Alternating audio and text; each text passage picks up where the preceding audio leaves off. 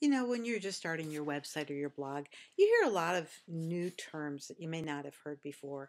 And one of those is keyword research. It's just critical that you do keyword research. Well, if you've never done this before, that can be really intimidating and confusing. So I want to take just a couple minutes here and walk you through this and kind of give you a clear explanation of why you want to do this. So first of all, you simply go up to your search bar here and type in keyword research. So let's do that and let's see what we come up with. Well, you're going to see there are a lot of tools here that are recommended. Some are free and some you have to pay for. But let's just go start with one of the free ones. Let's go to the Google AdWords tool and let's click on that. And let's see, let's search for something pretty broad. Say you want your website to be about gardening. I'll just type in gardening and do a search for it. That's a really broad term, but you can see that there's a lot of interest in gardening. There was 1,220,000 searches just for the term gardening. So a lot of people want to know about that. That could be a really good niche. But it also means that if there are that many searches for the word gardening, that you're going to have a lot of competition. So you want to narrow down your focus so that you get a very targeted group of people who want some very specific information. And you need to remember that just because you think that if you were looking for information about a certain topic, you would type in certain terms, it doesn't mean that everybody is going to use those exact terms.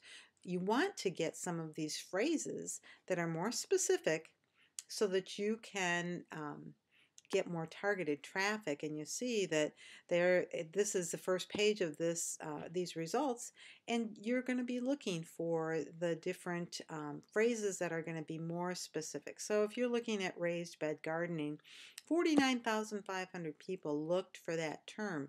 Now that's not the 1,200,000 that are looking for the word gardening, but these people are looking for something specific about gardening. And if you're interested in raised bed gardening, those will probably be keyword phrases that you're going to want to use. Now I want to show you something even a little more interesting. You notice that with raised bed gardening we have 49,500 searches.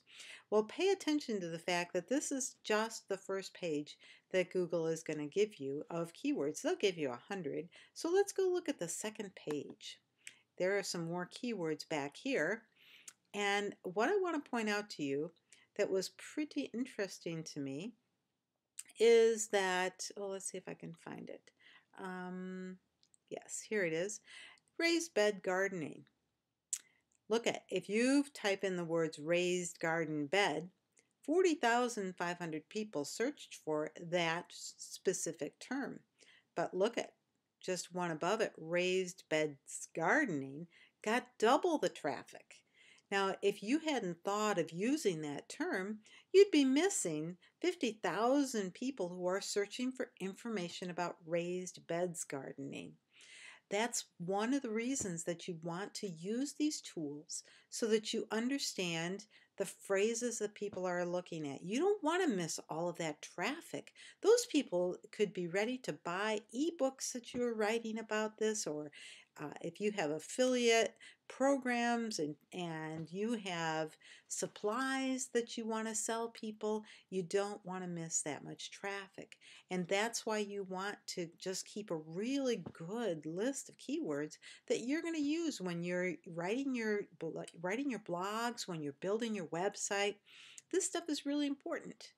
So let's just remember that when you're writing your blogs, you want to start out before you even put a word on the page. Do your research here. Get a good base of keywords that you're going to use and you're going to target and you're going to strategically put them in your blog. And we'll talk about writing content later.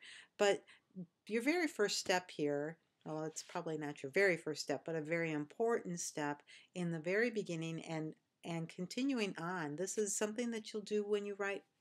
Each time you're going to write about something, you want to go get those keywords that are going to bring that traffic.